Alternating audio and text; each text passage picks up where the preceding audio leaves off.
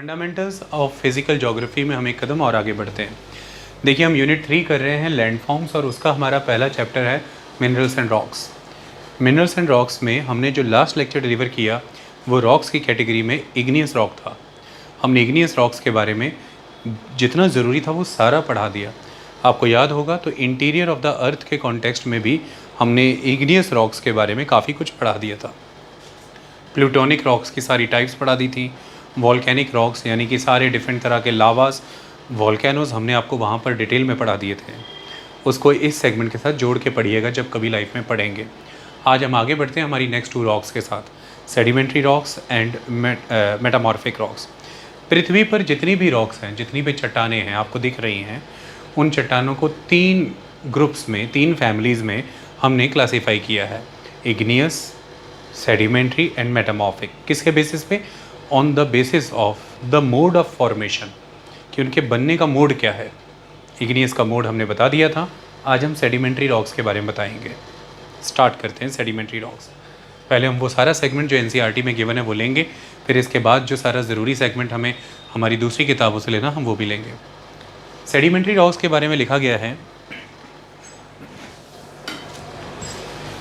कि word sedimentary is derived from the Latin word sedimentum। Sedimentum Latin भाषा का शब्द है, वहाँ से सेडिमेंट्री शब्द आता है। और लैटिन भाषा का ये सेडिमेंटम वर्ड क्या कहता है? इसका मतलब होता है सेटलिंग डाउन, किसी चीज़ का सेटल डाउन होना, सेटल होना। तो सेटल डाउन यहाँ पे कौन हो रहा है? एक्चुअली में कौन सेटल हो रहा है मैं आपको बताता हूँ। देखिए, हम अब तक ये पढ़ चुके हैं कि प्राइमरी रॉक या पेरेंट रॉक इग्नियस रॉक्स को कहते हैं। सपोज़ कीजिए वोल्केनो आया और एक इग्नियस रॉक क्रिएट हुई, ऐसा थोड़ी ना होता है वोल्केनो। ओके, अब ये रॉक बनी, इसके ऊपर एक्सोजेनेटिक फोर्सेस, बारिशें, उनका असर है, सन का प्रभाव है, विंड का इम्पैक्ट है, ये सारे एक्सोजेनिक फोर्सेस इस पर काम कर रही हैं। तो इसके कारण से ये धीरे धीरे डिसइंटीग्रेट होगी, टूटेगी, तो इसके फ्रेगमेंट्स बनेंगे, खंड बन जाएंगे, टूट जाएगी। ये जो फ्रेगमेंट्स हैं इन्हें यही एक्सोजेनेटिक एजेंट्स, विंड कह लीजिए, वाटर कहिए, ग्लेशियर्स कहिए, इस स्पॉट से आगे बहा के ले जाएंगे। जहाँ पे ये खंड टूटेंगे वहाँ से इन्हें ले जाएंगे और कई तरह के डिप्रेशंस या सिंक एरियाज़ में जाके जमा कर देंगे। सारे के सारे फ्रेगमेंट्स एग्रीगेट होंगे और हर निचली लेयर पर ऊपर की लेयर का दबाव पड़ रहा है तो कॉम्पैक्ट होंगे, कॉम्पैक्शन, और अल्टीमेटली ये सेटल डाउन ही हो रहे हैं। यहाँ पर एक्सोजेनेटिक एजेंट्स ने, एक्सोजेनेटिक या एक्सोजीनस फोर्सेस ने पहले से एग्जिस्ट कर रही रॉक्स के ऊपर अपना इम्पैक्ट किया। वो पहले से एग्जिस्ट कर रही रॉक वॉल्केनिक रॉक हो सकती है, या पहले से बनी हुई कोई सेडिमेंट्री रॉक हो सकती है, या पहले से बनी कोई मेटामॉर्फिक रॉक भी हो सकती है। तीनों ही पर एक्सोजेनेटिक फोर्सेस अपना असर लगा रही हैं, तो उन्हें खंडों में तोड़ रही हैं और फिर उन खंडों को, उन फ्रेगमेंट्स को एक जगह से दूसरी जगह ट्रांसपोर्ट करके कहीं ना कहीं सेटल डाउन कर रही हैं। इस सेटलिंग डाउन होने की वजह से उन खंडों में एग्रीगेशन हो रही है, वो आपस में जुड़ रहे हैं, कॉम्पैक्शन हो रही है। सो सेडिमेंट्स के एग्रीगेशन और कॉम्पैक्शन से जो रॉक्स बनती हैं वो सेडिमेंट्री रॉक्स हैं। सेडिमेंट्स यहाँ पर वर्ड आता है सेडिमेंटम, मतलब the settling down of the material. तो सेडिमेंटम से वर्ड आ गया सेडिमेंट्री। ओके, तो दैट इज़ हाउ ये काम करती है। Simple is the sedimentary rocks कैसे एग्जिस्टेंस में आती हैं। ये सेडिमेंट्स के एग्रीगेशन एंड कॉम्पैक्शन से जो रॉक्स बनती हैं वो सेडिमेंट्री रॉक्स होती हैं। सेडिमेंट्री वर्ड कहाँ से आया है? सेडिमेंटम से।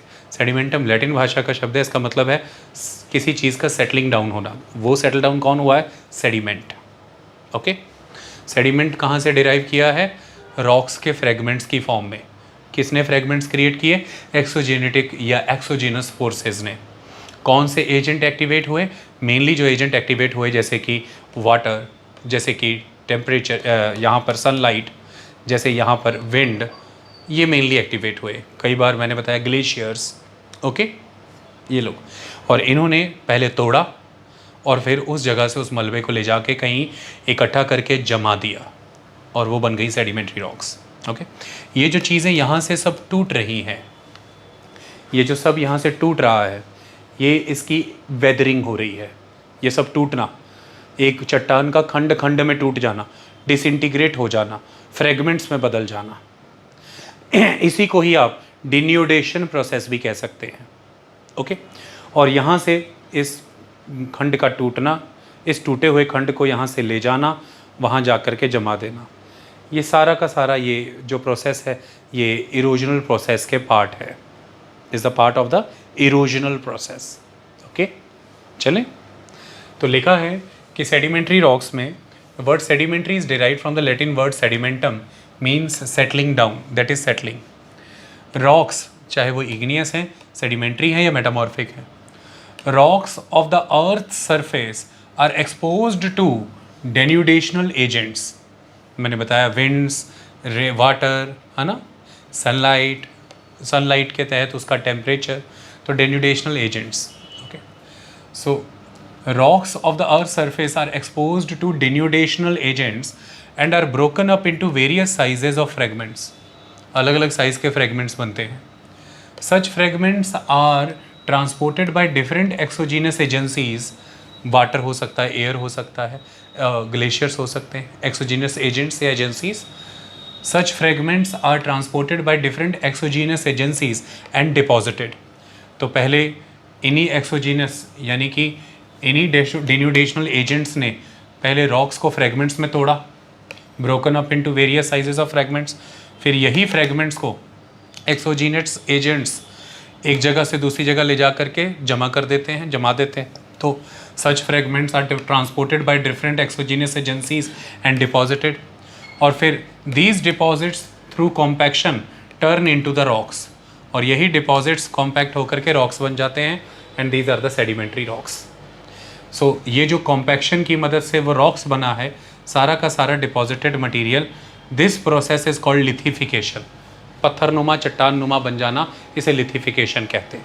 Is that clear? तो कोई भी आपसे पूछे लिथिफिकेशन क्या है, तो this is the process.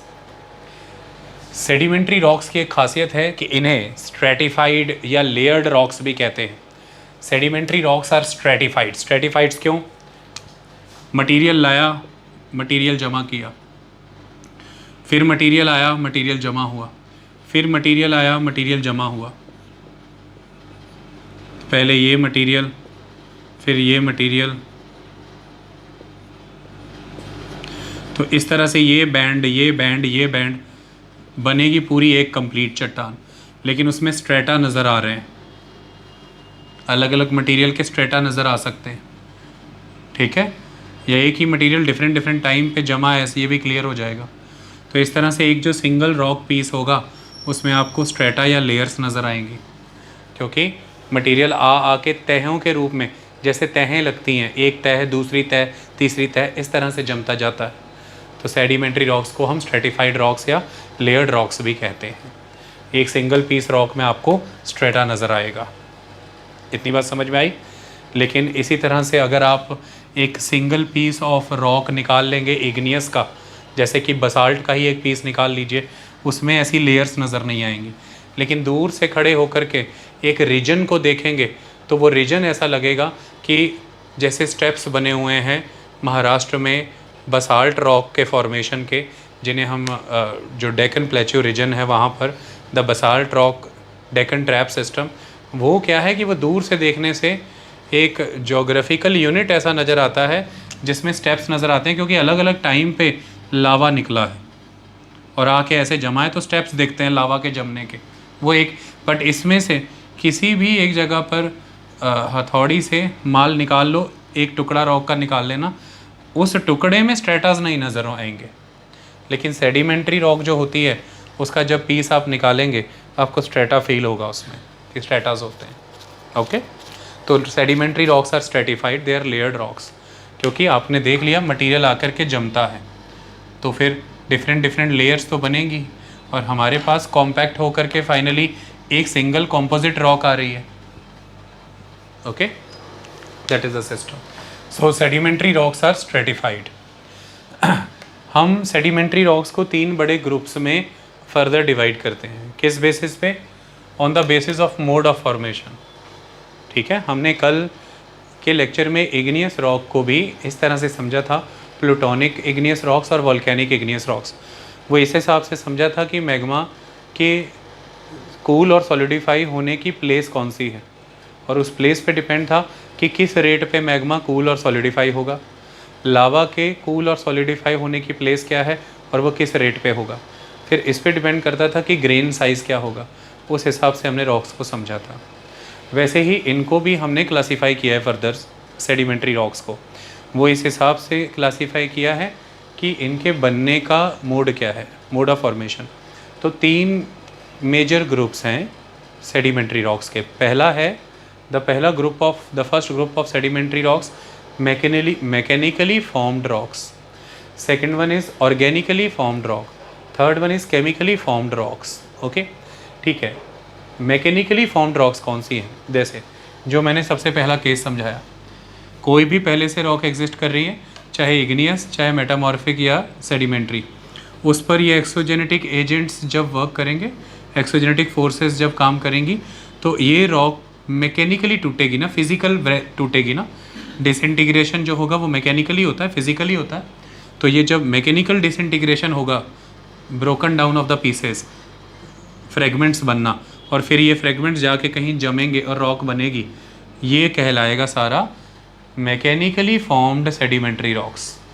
Okay, कौन सी होती है ये? Mainly sandstone, limestone, shale, loose खास तरह की चीन में लूस डिपॉजिट्स पाए जाते हैं। लूस डिपॉजिट्स आगे गोबी डेजर्ट से एरिया जो है, नदी भी वहाँ से गुजरती है, येलो रिवर, पूरा लूस मटेरियल उसके साथ आ जाता है मिल करके। लूस मटेरियल जैसे मिट्टी नुमा, हवा के साथ उड़ उड़ करके इकट्ठा हुआ मटेरियल, ठीक है, रेत के कण की तरह। तो सैंडस्टोन, कॉन्ग्लोमरेट्स, है ना, एक जगह से ग्रेवल्स आए, सैंड आई, दोनों आपस में जुड़ करके कॉम्पैक्ट हो करके एक रॉक बना दी, conglomerates. So sandstones, conglomerate, limestones, shale, loess, ये एग्जांपल्स हैं मैकेनिकली फॉर्म्ड सेडिमेंट्री रॉक्स के। अच्छा, अगली है केमिकली फॉर्म्ड सेडिमेंट्री रॉक्स। ये कौन सी हैं? जब वाटर फ्लो करता है तो वाटर अपने आप में एक केमिकली एक्टिव मैटर रहता है, वो रिएक्ट करेगा। तो सपोज़ कीजिए कि वाटर में कुछ इस तरह के केमिकल एजेंट्स हैं जो जिस चीज़ के संपर्क में आएंगे उसके साथ रिएक्ट करके उस चीज़ को, उसकी केमिकल कॉम्पोजिशन को इस मैनर में इम्पैक्ट करेंगे कि वो चीज़ टूट के वाटर के साथ जुड़ेगी, घुलेगी, घुल जाना किसी चीज़ का।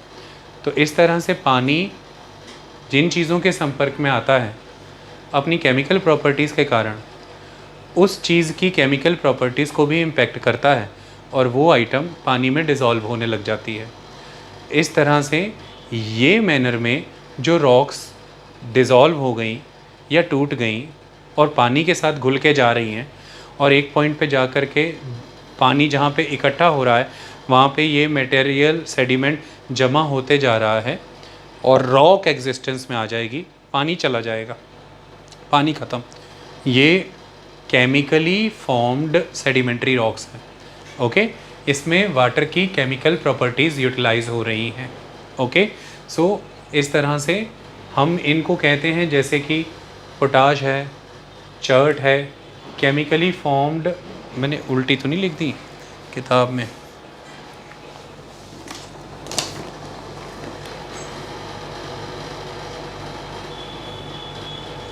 एक सेकंड बस रुक जाइए। हाँ जी, ठीक है। चर्ट है, पोटाश है, एक एग्जाम्पल इसमें इस कैटेगरी में लाइमस्टोन का भी आ जाएगा। किताब में यहाँ पर भी लाइमस्टोन मेंशन्ड है और ऑर्गेनिकली फॉर्म्ड में भी मेंशन्ड है। ओके, तो चर्ट है, पोटाश है, लाइमस्टोन है, वो केमिकली फॉर्म्ड सेडिमेंट्री रॉक्स हैं। अच्छा, तीसरी कैटेगरी है ऑर्गेनिकली फॉर्म्ड सेडिमेंट्री रॉक्स। ये क्या है? ये जिस भी समय में कोई लिविंग बॉडी एग्जिस्ट कर रही है, लेकिन अल्टीमेटली उस लिविंग बॉडी के ही जो पार्ट्स हैं उन पार्ट्स के डिकम्पोजिशन या डिसइंटीग्रेशन से रॉक बन रही है, तो वो क्योंकि वो बॉडी ऑर्गेनिक बॉडी थी, लिविंग बॉडी थी, उसमें ऑर्गेनिक मैटर था, तो अल्टीमेटली अब उसी लिविंग बॉडी के मर जाने के बाद उसका जो भी मटेरियल है या उसके जिंदा रहता उसने जो मटेरियल छोड़ दिया है, उस मटेरियल के जुड़ जाने से जो रॉक्स बन जा रही हैं वो ऑर्गेनिकली फॉर्म्ड सेडिमेंट्री रॉक्स। उदाहरण के तौर पर मान लीजिए जो पेड़ पौधे हैं, वनस्पति है, एक समय के बाद जब ये दब जाएंगे, बहुत ज़्यादा प्रेशर इन पर मलबा जमा होने से आ जाएगा, टेम्परेचर भी बहुत ज़्यादा बढ़ जाएगा, तो ये सारा वेजिटेटिव मटेरियल जो है ये कोल बन जाएगा, कोयला। ये क्या बन जाएगा? कोयला। तो इस तरह से हमने यहाँ पर एग्जांपल कोल का लिखा है। तो पीट के रूप में, बिटुमिनस के रूप में, कोल हमें कई, लिग्नाइट के रूप में, कई रूप में हमें कोल मिलता है। ओके। अच्छा, दूसरी तरफ आपने कोरल्स के बारे में सुना होगा। कोरल रीफ्स हमने बनती देखी हैं।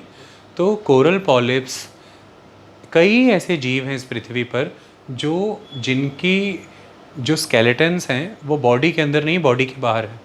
जैसे ह्यूमन का जो स्केलेटन है, हड्डियों का ढांचा, वो हमारी स्किन के अंदर है, लेकिन कई ऐसे ऑर्गेनिजम्स हैं जिनके बाहर होते हैं। तो ऐसे में वो जो स्केलेटन है, जीव उसके अंदर है, जीव मर गया, स्केलेटन रह गया, स्केलेटन इकट्ठे होते जा रहे हैं एक के ऊपर एक के ऊपर एक, और स्केलेटन में, हमारी हड्डियों में अच्छी खासी मात्रा कैल्शियम की होती है। तो इस तरह से कैल्शियम मटेरियल इकट्ठा होते जा रहा है, रॉक बन जाएगी। जैसे कोरल रीफ्स बनते हैं, कोरल पॉलिप्स स्केलेटन्स फॉर्म करते हैं और एक समय के बाद ये पॉलिप्स ख़त्म हो जाते हैं, स्केलेटन्स वहाँ पे रह जाते हैं और वो स्केलेटन्स ठोस चट्टानों का रूप ले लेते हैं। आपने देखा ही होगा ये चीज़ होती है, कई तरह के ऑर्गेनिजम्स ये करते हैं। तो इस तरह से जो फॉर्म हो रही है, हमने अभी देख लिया वेजिटेशन के मामले में कोल हमारे सामने है, और जब हम स्केलेटन्स की बात कर रहे हैं तो कैल्शियम ओरिएंटेड रॉक्स हमारे सामने आ जाएंगी, जिनमें लाइमस्टोन भी एक ज़िक्र है, चौक भी इसका ज़िक्र है। तो जिप्सम, चौक, लाइमस्टोन, गीजराइट्स, कोल, ये ऐसी चीज़ें हैं जिनको मैटर वहाँ से मिल रहा है, चाहे कोई कैल्साइट मटेरियल मिल रहा है, चाहे कैल्साइट मटेरियल या कार्बोनीफेरस मटेरियल या सिलिका ओरिएंटेड सिलीशियस मटेरियल। तो कार्बोनीफेरस या सिलिसाइट या कैल्साइट, इस तरह के मटेरियल्स मिल रहे हैं जो जीव से मिलते हैं, जीव के शरीर के टूटने या डिकम्पोज होने से मिलते हैं, इसलिए इनको हम ऑर्गेनिकली फॉर्म्ड सेडिमेंट्री रॉक्स कहते हैं। तो आपको रॉक्स उनके मोड ऑफ फॉर्मेशन के बेसिस पर 3 ग्रुप्स में डिवाइडेड मिलेंगी सेडिमेंट्री। कौन सी? मैकेनिकली फॉर्म्ड, जो पहले से एग्जिस्टिंग कोई रॉक है, एक्सोजेनिस फैक्टर्स ने उस पर रोल प्ले किया, उसको मैकेनिकली तोड़ा, फिज़िकली तोड़ा, और वो डिसइंटीग्रेटेड फ्रैगमेंट्स ट्रांसपोर्ट किए गए और एक जगह पे जाके डिपॉजिट किए, वो एग्रीगेट हुए एंड कॉम्पैक्ट हुए और रॉक एग्जिस्टेंस में आ गई। मैकेनिकली फॉर्म्ड सेडिमेंट्री रॉक्स, उदाहरण के तौर पर हमने अभी पढ़ा था, सैंडस्टोन है, कॉन्ग्लोमरेट है, लाइमस्टोन, शेल, लूज, सब कुछ इसमें आता है। दूसरी तरफ हमने देखा chemically formed, chemically active water जब रॉक्स के कांटेक्ट में आ रहा है, उन्हें डाइल्यूट कर रहा है, उन्हें डिज़ोल्व करा रहा है, डिज़ोल्व्ड मटेरियल एक पॉइंट पर जब धीरे धीरे कंसंट्रेट होगा, जम जाएगा, रॉक्स एग्जिस्टेंस में आ जाएंगी, केमिकली फॉर्म्ड रॉक्स हैं। उदाहरण के तौर पर लाइमस्टोन है, उदाहरण के तौर पर लाइमस्टोन, पोटाश, चर्ट, ये सब आ जाते हैं। तीसरा है ऑर्गेनिकली फॉर्म्ड सेडिमेंट्री रॉक्स। ये हैं कि जो भी लिविंग बॉडीज़ कभी रही हैं, चाहे वो वेजिटेटिव वर्ल्ड में यानी कि प्लांट किंगडम या फिर एनिमल किंगडम में, उनके बॉडी पार्ट्स के डिसइंटीग्रेशन या डिकम्पोजिशन की मदद से जो रॉक्स बन रही हैं एक समय के बाद, हम उनको ऑर्गेनिकली फॉर्म सेडिमेंट्री रॉक्स कहते हैं। ये कार्बन कैरेक्टर में हो सकती हैं, सिलिका सिलीशियस हो सकती हैं, ये कैल्शियम यानी कैल्साइट हो सकती हैं। तो हमने देखा कि कोल, लाइमस्टोन, चॉक, गीजराइट, जिप्सम, ये सब इसमें आ जाती हैं। ओके, इतना हमने अभी समझा। अब हम सेडिमेंट्री रॉक्स की कुछ और कैरेक्टरिस्टिक्स के बारे में जानते हैं। जैसे हमने इग्नियस रॉक्स की कैरेक्टरिस्टिक्स जानी थी, मैं वो लिख लेता हूँ अब। चलिए अब हम थोड़ा डिटेल में mechanically form sedimentary rocks, chemically form sedimentary rocks and organically form sedimentary rocks को स्टडी करते हैं। बहुत इंपॉर्टेंट नोट्स बनाए गए हैं, ये क्वेश्चंस बहुत आते हैं इनमें से, ओके। और आगे के जो चैप्टर्स हम करने वाले हैं, चाहे वो वेदरिंग है, इरोजन का चैप्टर है, लैंड फॉर्म्स का चैप्टर, आगे जा कर के जब आप रॉक्स के विषय में पढ़ेंगे कि जो भी इस समय में different forms of land exist कर रहे हैं वो क्यों और किस वजह से एग्जिस्ट कर रहे हैं, ये चीज़ें उसमें हेल्प करेंगी सीधे सीधे। तो हम मैकेनिकली फॉर्म्ड सेडिमेंट्री रॉक्स को डिटेल में थोड़ा देखते हैं। देखिए, हमने अभी डिस्कस किया था मैकेनिकली या फिज़िकली फॉर्म्ड सेडिमेंट्री रॉक्स कौन सी हैं। पहले से जो भी कोई रॉक्स एग्जिस्ट कर रही हैं, चाहे वो इग्नियस रॉक्स हैं, चाहे वो सेडिमेंट्री रॉक्स हैं, चाहे वो मेटामॉर्फिक रॉक्स हैं, उन रॉक्स पे जब exogenous processes, exogenous forces, exogenous agents अपना इम्पैक्ट डालेंगे, अपना रोल प्ले करेंगे, तो वो रॉक्स डिसइंटीग्रेट हो जाएंगी, वो रॉक्स डिकम्पोज हो जाएंगी और फिर उन डिसइंटीग्रेटेड फ्रेगमेंट्स को, उन खंडों को वहाँ से किसी भी दूसरी जगह पर, किसी depressed sediment area, sedimentation basin area में, या किसी सी में, किसी लेक में, किसी रिवर बेड में, किसी पॉन्ड में, यानी कि मेजॉरली जो सेडिमेंट्री रॉक्स आपको मिलती हैं वो वाटर बॉडीज़ में ही जमा होने के बाद मिलती हैं, क्योंकि मेनली जो फ्रेगमेंट्स हैं वो पानी के द्वारा एक जगह से दूसरी जगह ले जाए जाते हैं, और अगर हवा के द्वारा भी ले जाए जाते हैं तो वो वाटर बॉडी में जाने के बाद टिक जाते हैं, रुक जाते हैं, और फिर वाटर बॉडी का जो बॉटम है धीरे धीरे धीरे उसमें एकोमुलेट होते जाते हैं। तो मोस्टली वो सारा ट्रांसपोर्टेड मटेरियल वहाँ पर जा कर के एक जगह पर इकट्ठा होगा, एकोमुलेट होगा, एग्रीगेट होगा, और हर निचले मटेरियल पर ऊपर के मटेरियल का दबाव पड़ता जाएगा, क्योंकि जैसे जैसे अबव लेयर आके जमती जाएंगी सुपर इनकम्बेंट लोड बढ़ता जाएगा, ऊपर से नीचे की ओर दबाव पड़ेगा, तो फ्रेगमेंट्स और क्लोज आते जाएंगे, क्लोज आते जाएंगे। फिर इन फ्रेगमेंट्स के बीच जो सीमेंटिंग मटेरियल होगा वो इन फ्रेगमेंट्स को आपस में सीमेंट कर देगा, जोड़ देगा। मेनली 3 तरह के सीमेंटिंग मटेरियल्स हैं जिनसे ये सारे डिसइंटीग्रेटेड या डिकम्पोज्ड फ्रेगमेंट्स जुड़ जाते हैं आपस में। जैसे फेविक्विक है, या हम दीवारों पे प्लस्तर या ईंट से जोड़ने के लिए सीमेंट का इस्तेमाल करते हैं। तो मेनली 3 तरह के सीमेंटिंग मटेरियल हैं। एक होते हैं कैल्साइट सीमेंटिंग मटेरियल्स, जिनमें calcium carbonate mineral role play करेगा। दूसरे होते हैं सिलिकेट सीमेंटिंग मटेरियल, जिनमें मेनली जो रोल प्ले करेगा वो सिलिकॉन डाइऑक्साइड यानी कि क्वार्ट्स रोल प्ले करेगा। तीसरे होते हैं हेमाटाइट सीमेंटिंग मटेरियल, यानी कि हेमाटाइट माने लोहा, मतलब यहाँ पे जो डोमिनेंट रोल प्ले करेगा वो आयरन ऑक्साइड। तो आप बस इतना समझिए, कैल्साइट सीमेंटिंग मटेरियल अगर है तो कैल्शियम कार्बोनेट मिनरल्स ने रोल प्ले किया है। सिलिकेट सीमेंटिंग मटेरियल है अगर, तो सिलिकॉन डाइऑक्साइड सिंपली क्वार्ट्स ने रोल प्ले किया है। हेमाटाइट सीमेंटिंग मटेरियल है अगर, तो आयरन ऑक्साइड ने रोल प्ले किया है। तो जब ये डिसइंटीग्रेटेड डिकम्पोज्ड फ्रेगमेंट्स एक पॉइंट से दूसरे पॉइंट तक एक्सोजीनस एजेंट्स के द्वारा ले जाए जाएंगे, या आप कहिए इरोजनल एजेंट्स इन्हें जब ले जाएंगे, चाहे वो रनिंग वाटर है, रिवर या विंड है या ग्लेशियर है, या फिर वेव्स ही कह लीजिए, ओशियनिक या सी वेव्स, तो वहाँ पर जा कर के ये धीरे धीरे इकट्ठे होने शुरू हो जाएंगे। इन पर दबाव ऊपर से बढ़ता चला जाएगा और अल्टीमेटली इनका कॉम्पैक्शन हो जाएगा, ये कॉम्पैक्ट हो जाएंगे, और फिर धीरे धीरे लिथिफिकेशन हो जाएगा, मतलब ये एक चट्टान बन जाएंगे, एक रॉक बन जाएगी। क्योंकि ये जो सारा चट्टान का टूटना, फ्रेगमेंट्स में बटना, ये सारा का सारा मैकेनिकल और फिज़िकल एक्शन से हुआ।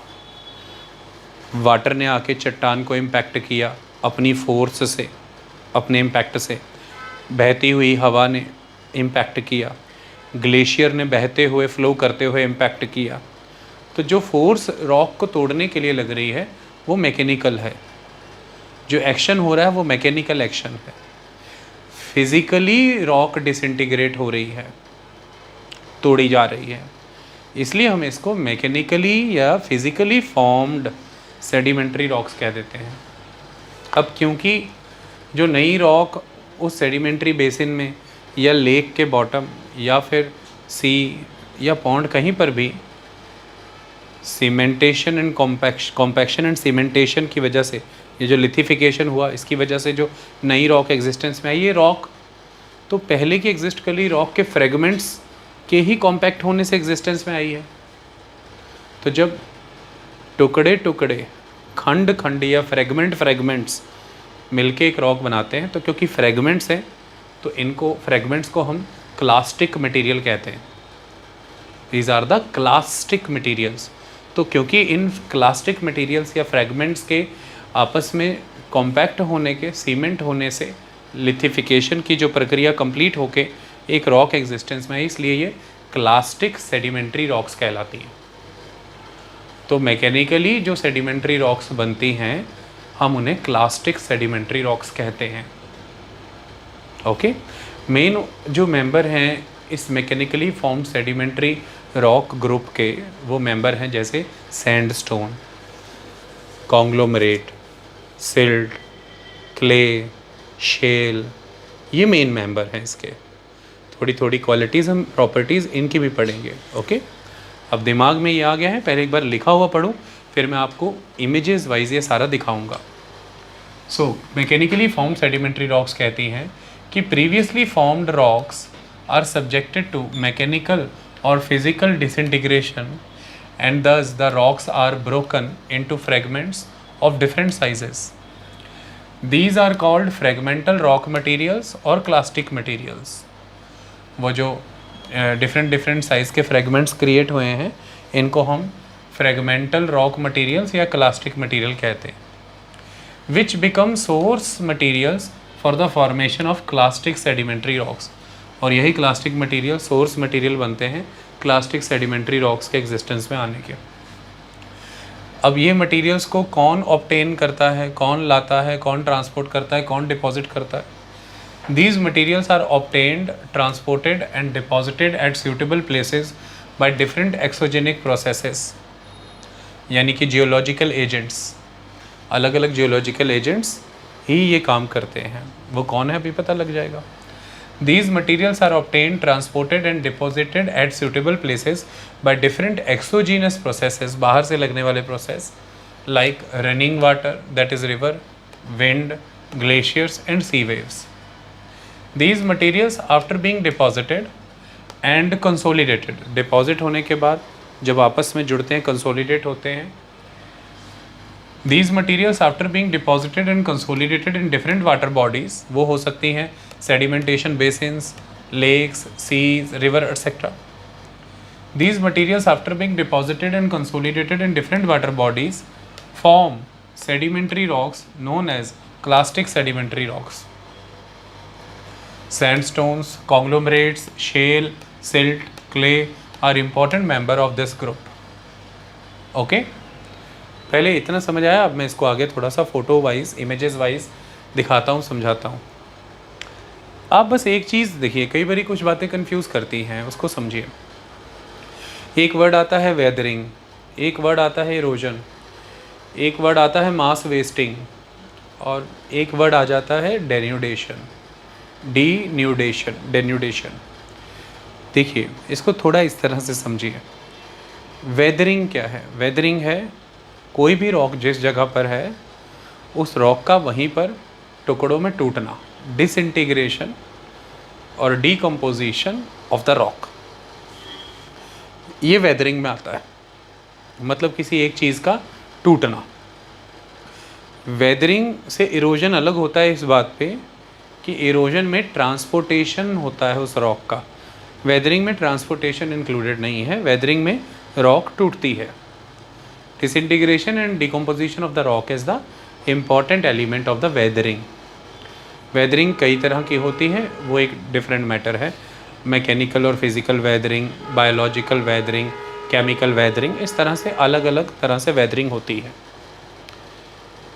सेकंड, इरोजन में क्या मेन एस्पेक्ट आता है? इरोजन में मेन एस्पेक्ट आता है एक चट्टान का जो मैटर टूट रहा है, वो टूटे हुए मैटर को उस जगह से दूसरी जगह ले जाना, वहाँ पे सेटल करना। ये मेन रोल है इरोजन का। कि जैसे मान लीजिए कि किसी न किसी वेदरिंग एजेंट या वेदरिंग प्रोसेस के वाया एक पहाड़ है वो डिसइंटीग्रेट हो रहा है, कमज़ोर हो रहा है, ये हो गया वेदरिंग। अब आगे इरोजनल प्रोसेस में क्या होगा? इस टूटे हुए खंड को, इस लूज़ पड़ रहे खंड को इस पहाड़ से निकाल के ले जा करके दूसरी जगह पे डिपॉजिट करना। तो वेदरिंग का मेन एलिमेंट ब्रेकडाउन नहीं है, वेदरिंग का मेन एलिमेंट ट्रांसपोर्टेशन। इरोजन का मेन एलिमेंट ब्रेकडाउन नहीं है, इरोजन का मेन एलिमेंट है transportation of the broken material, transportation of the weathered material.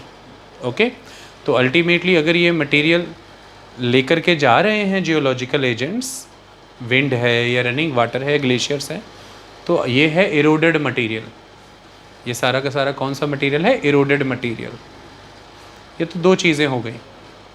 अब रॉक का टूटना, डिसइंटीग्रेट, डिकम्पोजिट होना, रॉक का एक जगह से दूसरी जगह जाना, ट्रांसपोर्ट होना, और एक जगह से दूसरी जगह जा कर के वहाँ पर डिपॉजिट होना, ये जो होल लॉट ऑफ सारे प्रोसेसेस हैं, चाहे वेदरिंग है, इरोजन है, मास वेस्टिंग है, everything, it is part of denudation.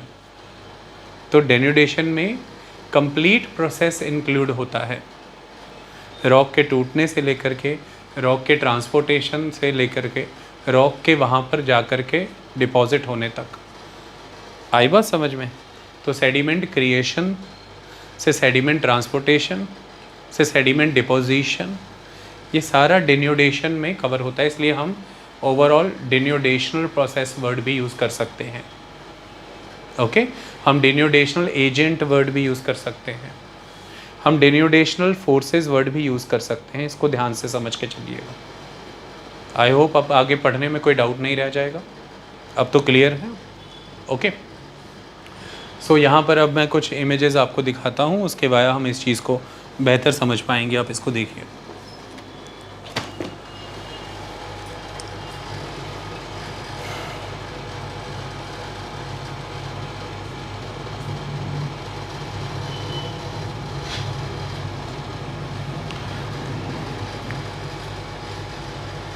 देखिए, सबसे पहली चीज़ क्या होगी जो यहाँ पर जब हम रॉक फॉर्मेशन देखेंगे, सबसे पहले देखिए different clastic material, different fragments deposit हो गए एक जगह पे आके, ये डिपोजिशन है। सो क्लास्ट आर ड्रॉप्ड और सेटल आउट। तो क्लास्ट आ करके तालाब के तल में या नदी के तल में, बेड रॉक रिवर बेड में, या एक बड़ा सा कोई डिप्रेस्ड एरिया हो सकता है जहाँ पे सारा सेडिमेंट आके इकट्ठा हो रहा है, उसे हम सेडिमेंटेशन बेसिन कह देते हैं, या फिर सी बेड, कॉन्टिनेंटल शेल्फ और बाकी एरियाज़। तो वहाँ पर आ करके पहले तो डिपोजिशन होगा। सो क्लास्ट जो है टुकड़े टुकड़े, क्लास्ट आर ड्रॉप्ड और सेटल्ड आउट। तो क्लास्ट गिरे और सेटल आउट हुए, ये फर्स्ट हो गया। अब नेक्स्ट देखिए, ये जो क्लास्ट है इनमें गैप देखिए कितना ज़्यादा है। अब ये गैप रिड्यूस होगा। देखिए यहाँ पे गैप रिड्यूस हो गया। क्यों रिड्यूस हो गया? कॉम्पैक्शन हो गया। डिपोजिशन के बाद कॉम्पैक्शन। अब ये क्लास्ट कॉम्पैक्ट हो गए, एक दूसरे के क्लोज आ गए।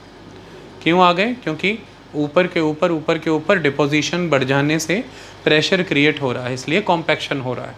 तो यहाँ पे लिखा है as more sediments accumulate above, clast are forced closer together. जितना ज़्यादा सेडिमेंट, वहाँ आ जाओ बेटा, जितना ज़्यादा सेडिमेंट एक्यूमुलेट होता जाएगा ऊपर, क्लास्ट एक दूसरे के क्लोज जाने के लिए मजबूर हो जाएंगे। तो यहाँ पर देखो कॉम्पैक्शन है। अब कॉम्पैक्शन के बाद और एक स्टेज आ जाएगी और क्लोज। आपको ये जो गैप एरिया क्लोज भी आएंगे और सीमेंटेड मटेरियल यहाँ पे दिखेगा इनको जॉइंट कराता हुआ। अब आ गया सीमेंटेशन। तो ये ब्लू कलर में देखिए सारा सीमेंटेड मटेरियल इनको जोड़ रहा है। ये हेमाटाइट सीमेंटिंग मटेरियल हो सकता है, कैल्साइट हो सकता है, सिलिकेट हो सकता है, इट डिपेंड्स। ओके, या सिलिकेट है तो रोल क्वार्ट्जाइट प्ले कर रहा है, और अगर कैल्साइट है तो कैल्शियम कार्बोनेट, हेमाटाइट है तो आयरन ऑक्साइड। तो इस तरह से सीमेंटिंग मटेरियल ने अब इस खंड को, इस क्लास्ट को इस क्लास्ट से जोड़ दिया है। ये क्लास्ट इस क्लास्ट से जुड़ गया है, सारे क्लास्ट अब आपस में जुड़ चुके हैं, और अब ये एक कंसोलिडेटेड कंबाइंड वन रॉक बन गई है। तो यहाँ पे लिखा है कि ground water moves between the grains. अब इन ग्रेन्स के बीच का जो पानी था वो निकल जाएगा। Ground water moves between the grains and leaves behind mineral deposits bonding the grains to each other. और ये सारे के सारे जो मिनरल डिपॉजिट्स बीच में बच जाएगा इन ग्रेन्स के, वो मिनरल डिपॉजिट सीमेंटिंग मटेरियल के रूप में इनको जोड़ देगा। ओके, तो जितना भी पानी है निकल जाएगा, अपने पीछे जो सीमेंटिंग मटेरियल है वो छोड़ जाएगा, और सारे क्लास्ट आपस में जुड़ जाएंगे। तो ये मेनली लिथिफिकेशन का प्रोसेस हो गया, कॉम्पैक्शन एंड सीमेंटेशन। तो सबसे पहले चीज़ हो गई वेदरिंग की मदद से डिसइंटीग्रेशन ऑफ द रॉक होगा। फिर इरोजन उस डिसइंटीग्रेटेड मटेरियल को एक जगह से दूसरी जगह ले जा करके डिपॉजिट करेगा, डिपोजिशन होगा। फिर सुपर इनकम्बेंट लोड बढ़ते चला जाएगा तो कॉम्पैक्शन होगा, और फिर फाइनली सीमेंटेशन हो जाएगा। ये कॉम्पैक्शन एंड सीमेंटेशन, ये लिथिफिकेशन की प्रक्रिया से, लिथिफिकेशन में लिथी मैंने चट्टान, चट्टान बन जाएगी, रॉक बन जाएगी। इस तरह से सेडिमेंट्री रॉक्स बन गई, आपके सामने ये क्लास्टिक सेडिमेंट्री रॉक्स हैं। ओके, यही हमने लिखा था। अब मुझे लगता है एक बार फ्लो में पढ़ देते हैं। So mechanically form sedimentary rocks क्या हैं? Previously formed rocks are subjected to mechanical और physical disintegration, and thus the rocks are broken into fragments of different sizes. These are called fragmental rock materials or clastic materials, which become source materials for the formation of clastic sedimentary rocks. These materials are obtained, transported and deposited at suitable places by different exogenetic processes like running water, that is rivers, wind, glaciers and sea waves. These materials, after being deposited and consolidated in different water bodies, form the sedimentary rocks known as clastic sedimentary rocks. Sandstones, conglomerates, shale, silt, clay are important members of this particular group, that is clastic sedimentary rocks. So let's discuss the sandstone. Sandstone, बलुआ पत्थर, बालू से बना पत्थर, sand से बना पत्थर, तो sandstone शब्द साफ ही क्लियर हो रहा है। तो पहले सैंडस्टोन को देखते हैं और आपको वो भी पता लग जाएगा जो हमने लेक्चर की शुरुआत में बताया था कि एक ठेठ एलिमेंट है बहुत मजबूत सेडिमेंट्री रॉक्स का, और वो है इनमें स्ट्रेटा होता है, लेयर्स होती हैं, तो आपको भी दिख जाएगा। हम पहले सैंडस्टोन की बात करते हैं। तो ये देखिए आपके सामने सैंडस्टोन की इमेज है। ये सैंडस्टोन की इमेज आप अगर देख रहे हैं तो ध्यान से देखिए, आपको रेत, सैंड के ग्रेन्स फील हो रहे होंगे, सारे सैंड ग्रेन्स। ओके, चलिए दूसरी चीज़ आपको क्या नोटिस हुई? लेयर्स। क्या नोटिस हुआ? Strata, layers. ये देखिए लेयर्स बनी हुई है ना। अब ये देखिए दूसरी इमेज। अब सैंडस्टोन की खासियत क्या है? देखो सैंडस्टोन में क्या होगा, mainly white grain of quartz, ठीक है। सैंडस्टोन का मेन जो मटेरियल है वो सैंड है। सैंड असल में कहाँ से आएगा? क्वार्ट्स से। हमने पढ़ा था कि क्वार्ट्स जो है एक ऐसा चमकता हुआ क्रिस्टल है जो किस में पाया जाता है? फेल्ड्स्पर में भी पाया जाता है ना। तो अल्टीमेटली वो फेल्ड्स्पर से क्वार्ट्स निकलेगा, क्वार्ट्स निकल आएगा, और क्वार्ट्स ही धीरे धीरे किसके लिए मटेरियल बनेगा? सैंडस्टोन के लिए, क्योंकि जो हम सैंड देख रहे हैं उस सैंड में डोमिनेट कर रहा है क्वार्ट्स। ओके, क्योंकि जैसे उदाहरण के तौर पर हम सैंड को स्टडी जब करते हैं तो हम असल में स्टडी कर रहे हैं सिलिका को। सिलिका का मतलब यहाँ पर है सिलिकॉन डाइऑक्साइड। अच्छा, इसका मतलब क्या है? Mainly it is quartz. तो जब हम सैंड को स्टडी कर रहे हैं हम एक्चुअली में क्वार्ट्स को ही स्टडी कर रहे हैं। इतनी बात समझ में आई? क्योंकि जो सैंड है उसमें कौन डोमिनेट कर रहा है? सिलिका। और सिलिका हमें मिनरल के तौर पर किस फॉर्म में मिलता है? क्वार्ट्स की फॉर्म में। किस फॉर्म में मिलता है? क्वार्ट्स की फॉर्म में मिलता है।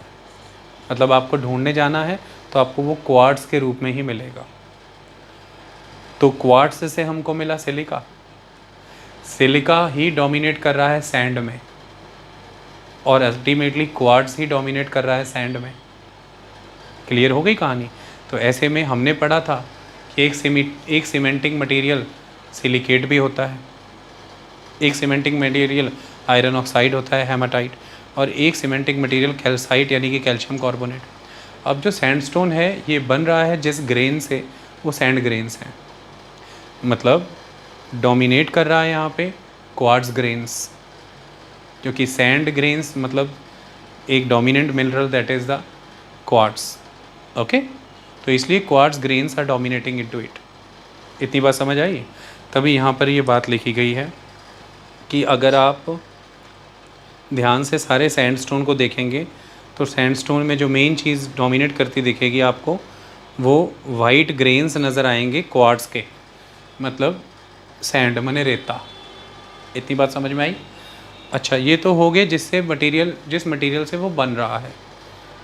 ठीक है, तो सैंडस्टोन में जो फ्रेगमेंट है, जो क्लास्ट है, वो कौन है?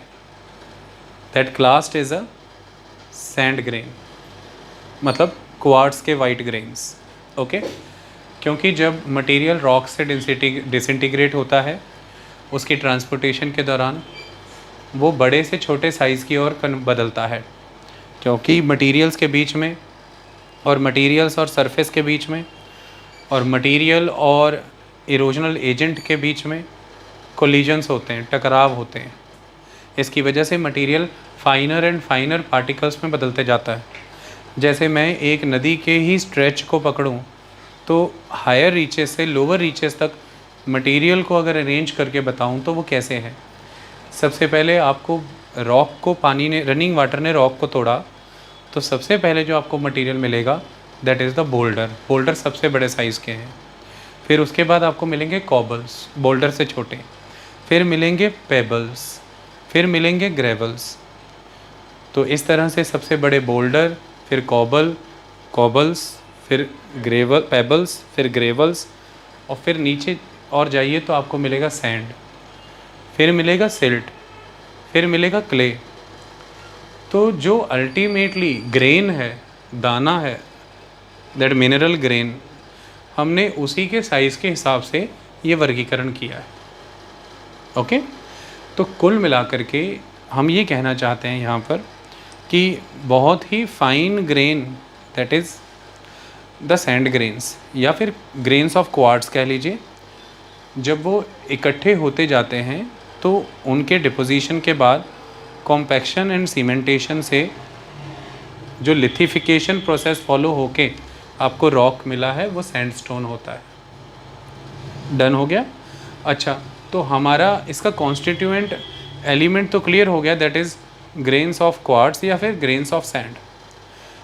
इनको जोड़ता कौन है आपस में? सीमेंटिंग मटेरियल कौन है? अलग अलग सीमेंटिंग मटेरियल होते हैं।